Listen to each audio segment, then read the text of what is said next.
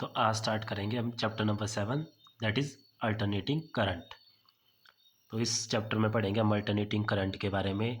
तो इस वीडियो में हम सिर्फ अल्टरनेटिंग करंट की इंट्रोडक्शन और इसके थोड़े एडवांटेजेस और डिसएडवांटेजेस के बारे में पढ़ेंगे। तो देखो, सबसे पहले तो बात करते हैं अल्टरनेटिंग करंट की कि अल्टरनेटिंग करंट होता क्या है। तो इससे पहले आपने आज तक जो भी करंट पढ़ी वो हमारे पास थी डायरेक्ट करंट। अब डायरेक्ट करंट और अल्टरनेटिंग करंट में क्या डिफरेंस है? तो डायरेक्ट करंट होती है आपके पास जो आपको बैटरीज से मिलती है, या जो हमने बैटरीज सेल वगैरह में स्टोर करी होती है, दैट इज़ डायरेक्ट करंट। ठीक है। और अल्टरनेटिंग करंट होती है जो हमारे पास पावर हाउसेज से डायरेक्ट सप्लाई आ रही है, जो आपके घर में जो करंट आ रही है वो है अल्टरनेटिंग करंट। ठीक है। जैसे जो घर के आपके स्विचेस वगैरह हैं उसमें जो करंट आ रही है वो अल्टरनेटिंग करंट है। फिर जो आप बैटरी में स्टोर कर रहे हैं, जैसे फॉर एग्जांपल मोबाइल की बैटरी में ही आप स्टोर कर रहे हैं, वो डायरेक्ट करंट स्टोर कर रहे हैं। जो आपका चार्जर है वो अल्टरनेटिंग करंट को डायरेक्ट करंट में कन्वर्ट कर रहा है, फिर वो आपकी बैटरी में स्टोर हो रही है। और भी बहुत सारी ऐसी चीज़ें हैं जो डायरेक्ट करंट पे चलती है, तो उनके लिए पहले अल्टरनेटिंग करंट को डायरेक्ट करंट में कन्वर्ट किया जाता है। ठीक है। अब देखो अल्टरनेटिंग करंट, ध्यान रखना, थोड़ा नाम अटपटे हैं इनके। वैसे डायरेक्ट से लगता है कि जो डायरेक्ट आ रही है लाइन से, लेकिन वो नहीं है डायरेक्ट। डायरेक्ट है जो बैटरी में स्टोर करी है हमने, और अल्टरनेटिंग करंट है जो डायरेक्ट आ रही है इसमें। ठीक है, लाइंस के थ्रू आपके घर में। अब देखो इसकी डेफिनेशन देखते हैं क्या होती है। An electric current in which magnitude change with time and polarity reverses periodically is called alternating current। अब अगर इस अल्टरनेटिंग करंट और डायरेक्ट करंट में अगर हम थोड़ा सा डिफरेंस समझे, तो जो अल्टरनेटिंग करंट है आपके पास वो चलती है साइनोसॉइडल वेव में। ठीक है। अब साइनोसॉइडल या साइन वेव क्या होती है, तो जिनको नहीं आता, जैसे कुछ मेडिकल के स्टूडेंट हैं उनको, उन्होंने नहीं पढ़ा है, बाकी मैथ्स वालों ने तो पढ़ा हुआ है सारा ये साइन वेव कॉस वेव। तो उनके लिए देखो समझते हैं हम सबसे पहले साइन वेव के बारे में। तो जैसे दो थीटे है ना हमारे पास, साइन थीटा और कॉस थीटा। ठीक है। तो जो साइन की जो वेव बनती है वो होती है कि इस तरह से देखो। अब आपको पता है कि साइन और कॉस की जो मैक्सिमम वैल्यू है वो 1 होती है, मिनिमम इसकी -1 होगी, और यहाँ भी 1 और -1, और ये 0 हो गया। तो साइन 0 होता है, 0 यानी कि साइन स्टार्ट होता है 0 से हमारे पास।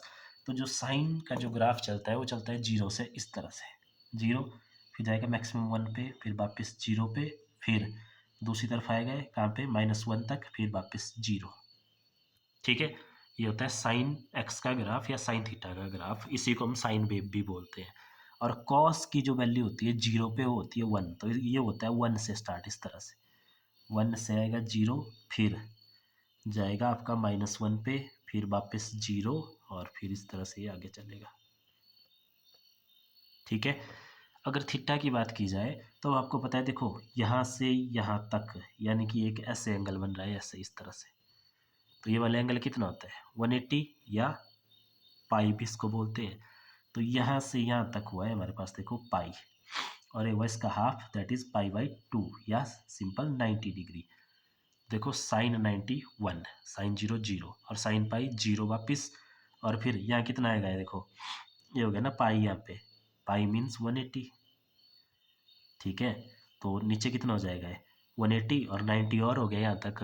ठीक है ना, क्योंकि ये इतना एंगल होता है 90, और ये पूरा तो 180 होता है। तो ये हो गया 270, या इसको 3π/4 भी बोलते हैं। और यहाँ पे हो गया 90 और प्लस हुआ इसमें, तो 360, 360 मीन्स 2π। ठीक है।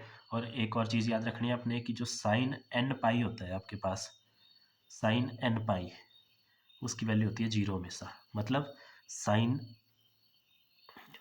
पाई भी 0 होगा, साइन 2π भी 0 होगा, 3π भी 0 होगा, इस तरह से ये चलता है sign.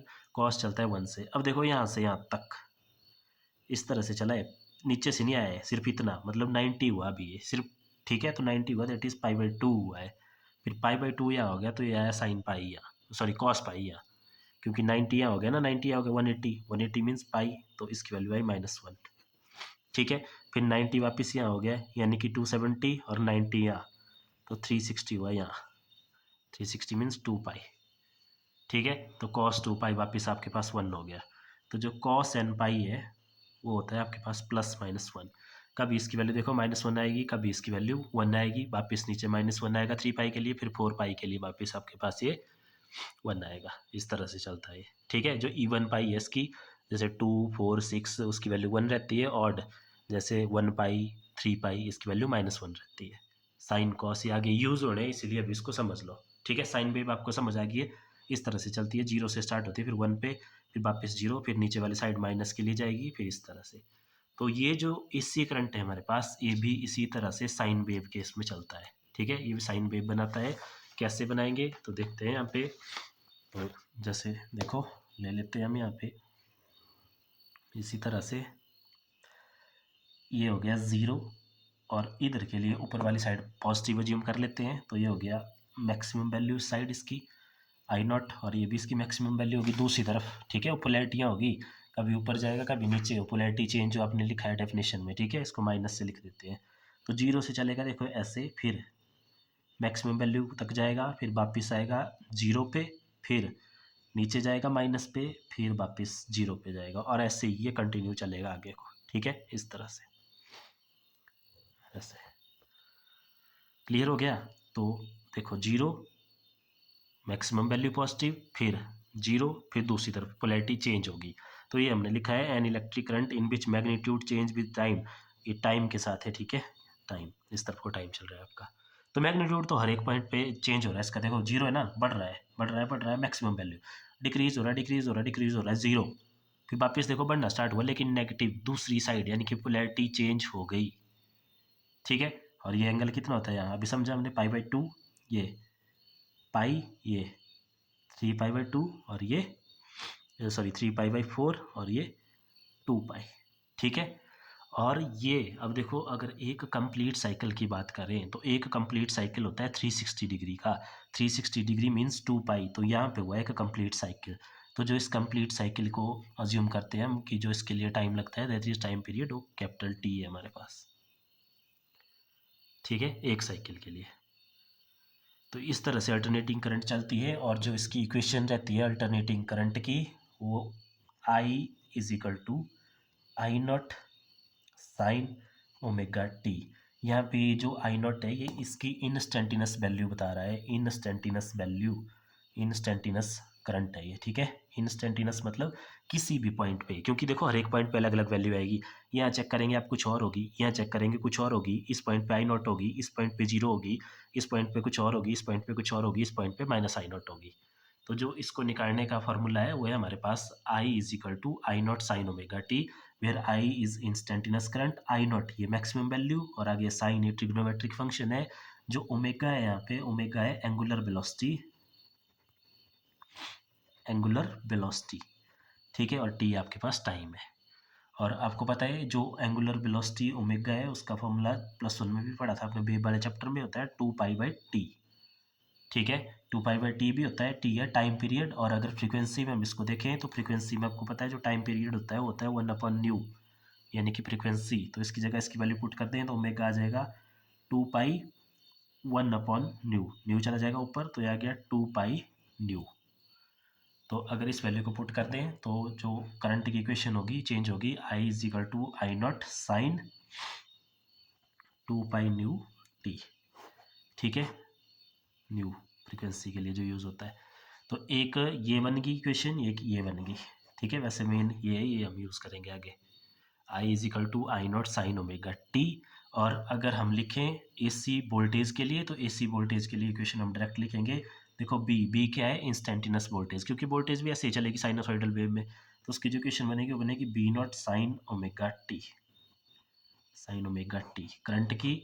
I = I0 sin omega T, और B = B0 sin omega T.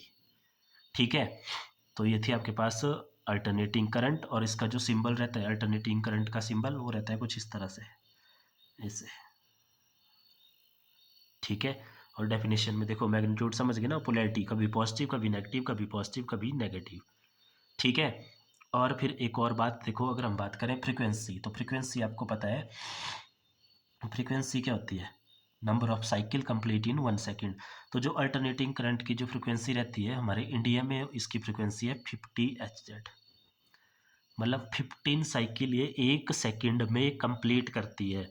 इसलिए आपने देखा है कभी आपको करंट लगती है तो ऐसे झंझनाहट झंझनाहट होती है। वो क्यों होती है, क्योंकि आर पार चलती है, देखो ये इस तरह से।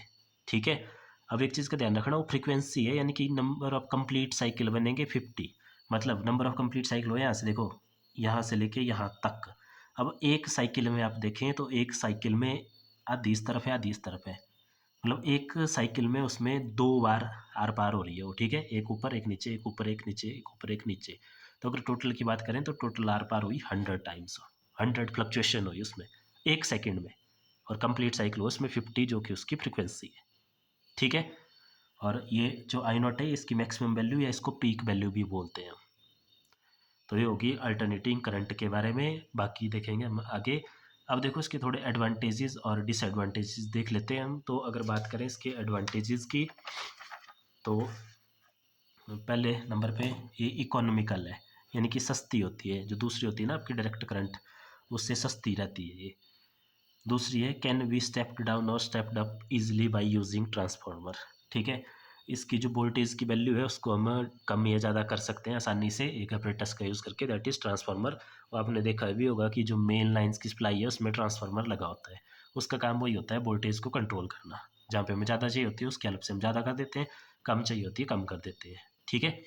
थर्ड है AC travel on the surface of conductor. अब देखो ये पॉइंट इंपॉर्टेंट है, जैसे जो DC होती है ना, जैसे ये वायर है तो DC चलती है इसके अंदर से बिल्कुल, ठीक है।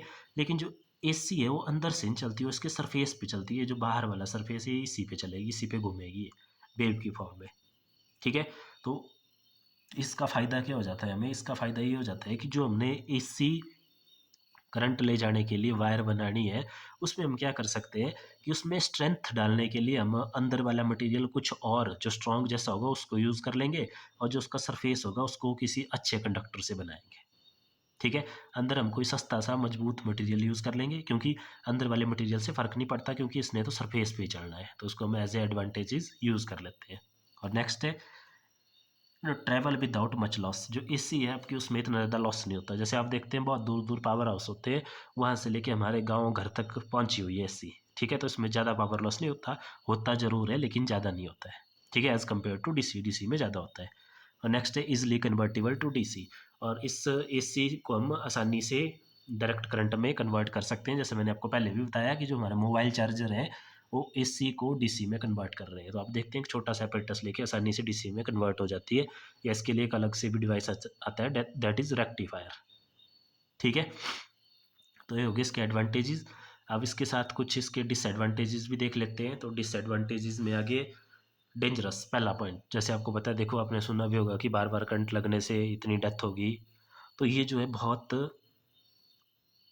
डेंजरस होती है, ठीक है।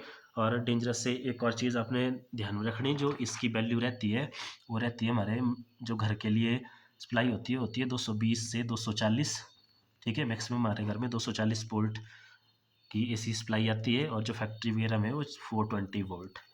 तो ये जो 220 240 वाली है ये भी बहुत स्ट्रांग होती है, तो ये जो 420 वाली है तो फिर बहुत ज़्यादा स्ट्रांग होती है, क्लियर है। 420 से 440 के आसपास होती है, क्लियर है। तो ये एक पॉइंट तो ये इसका कि डेंजरस है। दूसरा है can not be used in electrolysis process. तो जैसे कुछ आपने पढ़े हैं इलेक्ट्रोलिसिस प्रोसेस होते हैं कुछ, जैसे इलेक्ट्रोप्लेटिंग हो गया, इलेक्ट्रो रिफाइनिंग हो गया, तो उन प्रोसेस में ये AC आपकी यूज़ नहीं होती है। ये भी इसकी एक ड्रॉबैक से डिसएडवांटेजेस है।